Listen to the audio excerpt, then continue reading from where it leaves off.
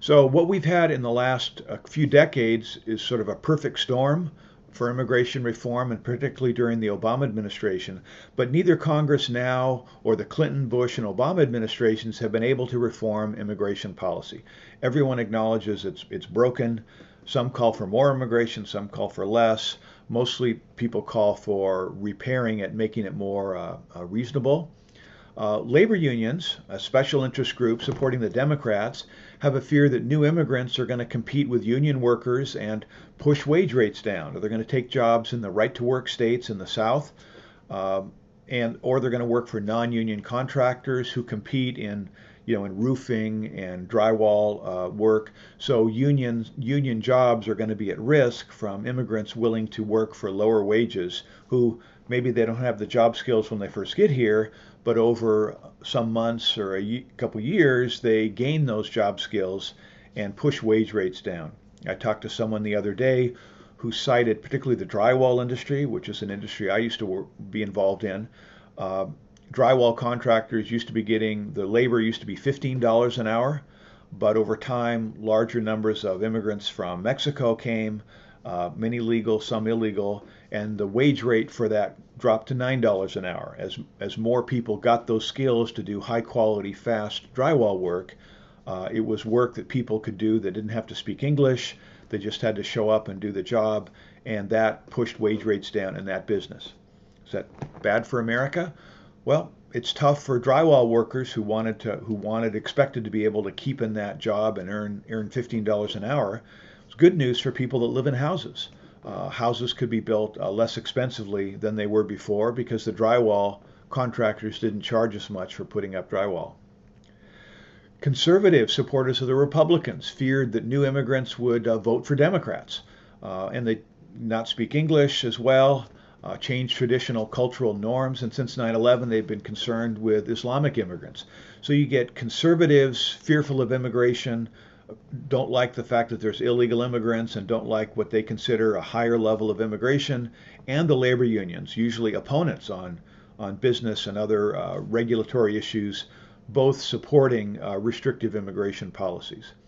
And then you have environmentalists who support both parties for various reasons. They tend to fear immigrants will add to overpopulation. They have this view that comes from the 1970s, from Malthus originally, Thomas Malthus, but later from Paul Ehrlich and others who wrote in the 60s and 70s of that the world was going to be wrecked through overpopulation. They'd have starvation, we'd run out of natural resources, and there would be more pollution and more hurt in parks and beaches and areas because of too many people.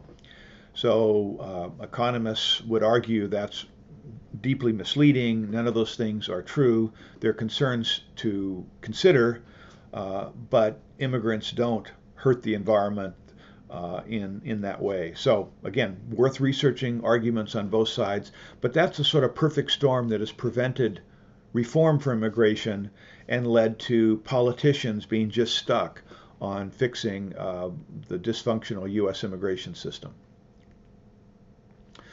So we have what in political economy is called interventionist dynamics. The government first intervenes to block immigration with the Chinese Exclusionary Act and with the 1924 Immigration Act. That locks down immigration. That leads to a number of unintended consequences, and there's all these separate programs to try and allow some immigrants to come for some reasons, as well as the illegal immigration flows from that as well. Legislation that often has unintended consequences with a history of fixes that have failed, and various reasons for that. But there's market forces that are trying to equilibrate the labor rates, and when that's blocked, things don't go well. So immigration legislation over decades has tried to fix some of these problems, but it's been problematic as well. So debaters researching this topic have a real opportunity to make some common sense reforms to the status quo. Let's deal for a few minutes with the overpopulation concern that is driving environmentalists to want to restrict immigration, and many conservatives who are concerned with overpopulation as well. Start with the question, is the world overpopulated? It used to be Sure, that's true. Time magazine had a cover story in the 1980s, picture of a high population and poor Mexico City, and the title was "A Population Bomb Exploded in Mexico City." And the claim was that Mexico City was poor because of huge overpopulation, that Mexicans were having way too many children, they didn't have enough food, they didn't have enough business, and they were just jammed into Mexico City. And around the world, Lagos, Nigeria, Nairobi, Kenya, huge shanty towns, that the population was growing so rapidly that they would overwhelm agriculture's ability to increase food production. They would cause all these problems. Well, that was the mindset, and people would read, a dozen articles a week and TV stories on the threat of overpopulation. And that led to very unfortunate policies. U.S. government policies trying to push sterilization in other countries, uh, Rockefeller Foundation and others trying to push this in India and Latin America. I have a video clip that we'll connect to on this. Uh, but it's a problem, and for people who see only hungry mouths to feed and poverty day after day on the television, they don't realize that, or at least economists argue, it's government interventions, the lack of economic freedom that create this, make population a problem.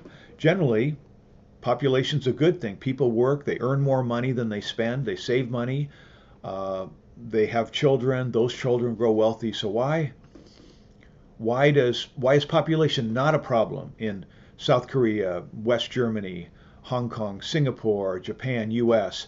Why is overpopulation not a problem? They are very high population density, but very wealthy. Same with much of Europe.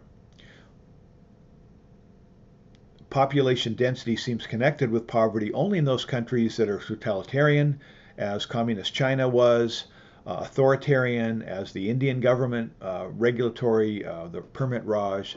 Similarly with Latin America, when they open up their economy booms. And of course, now the big issue around the world is underpopulation, that the population's declining. That's the front page story on the Wall Street Journal, that we're dealing with this global crisis of declining population. So that's why we don't hear as much about overpopulation, but we do hear it in reference to U.S. immigration, where the Gumballs video is claiming the 80 million new people around the world every year are the problem, and letting 1 million or 2 million or 4 million come to the U.S. is not going to solve that problem. And I'll discuss why I think that's a misleading way to look at the issue. And again, there's more on this. Links, is there a link to population density and poverty? No, you can do the surveys around the world. There isn't. Population growth doesn't cause poverty. The fastest population growth in the history of the world was the United States through the 1800s and early 1900s. We prospered as the population grew. But, American families would have 8, 10, 12 kids. Hard on mom, obviously, but the population grew rapidly as the economy grew. Is it bad for the environment? Well, again, I would argue some of the cleanest, most environmentally secure places in the world are those with dense population that are wealthy. So Taiwan was dirty and polluted when it was poor. Its population has grown, but the country has become clean because they've got billions to invest in sewage treatment plants and in new pollution control equipment on factories and cars. So switching from pollution issues to this transformational view of migration, this is one of many examples on ethnic groups. The 1990s and 2000, 52% increase in Korean immigrants as more and more Koreans came to the U.S. for college and after. The greengrocers in Philadelphia and New York and New Jersey, where huge numbers of Koreans had those jobs in the 80s, but they don't have those jobs now. They work long hours, they put their kids through high school and college. Their children became scientists, businessmen, attorneys, and their kids are growing up now in New York, and many compete in homeschool debate. So the immigration numbers from Korea, those people have, in 2 generations, went from incredible poverty to prosperity. They helped transform Korea, I would argue, as they sent money back to relatives, but more importantly, the South Korean reforms that came after World War II, open to foreign investment, taking advantage of international trade and export-driven, and gradually South Korea moved from dictatorship to authoritarian government to a more democratic system. But the point in terms of immigration, Koreans were allowed to come in large numbers as we opened up our immigration policy. That's been good for the U.S. as well as the people who came. People haven't suffered because of poor Koreans came here. They're not poor anymore. They're wealthy and a huge part of the economy, and they contributed even when they were poor. So not just Korea, Ireland, Hungary, Romania, Italy, Mexico, El Salvador, large numbers of people coming to the U.S. They work here, they move from poverty to prosperity in a generation or two. They don't necessarily catch up, but they're wealthier than they were before. By the way, a brief word on misleading statistics. People will say, well, look, the average income in the U.S. has fallen or not risen over the last 20, 30 years. Or immigrants, large numbers of poor immigrants, lower average wealth levels for Americans. Well, that's misleading. Americans are better off than they used to be in terms of income, in terms of purchasing power than they were 10, 20, 30 years ago. But the statistics don't show it, partly because, millions of people have come in, like the 10 million people that migrated from Mexico to the U.S. Almost all of those were way at the poor end of the average income level. They pull the average down. Now, pulling the average down, and again, even though they're better off, they're earning more money, their incomes have gone up, the average income in the U.S. is pushed down as they're added to the bottom, right? If a million millionaires came to the U.S. in a year, that would push average wages or average income and wealth up, but that wouldn't make us better off. I mean, we would have the same level of income. We wouldn't jump up. Similarly, when a million or 10 million immigrants come into the bottom, they don't pull our wages down on average. They do in the drywall industry and a few areas that compete directly with immigrants. But by and large, that isn't a negative consequence for the rest of us as workers. It moves the statistic, but not the actual wage of real people. And Don Boudreaux talks about that in his video that we'll have a magical link to that you can watch and get a sense of that story of how statistics on this are misleading, and that applies to immigration concerns dealing with wage rates. Oh, that's the end. Thank you very much, and I'm sure there'll be more.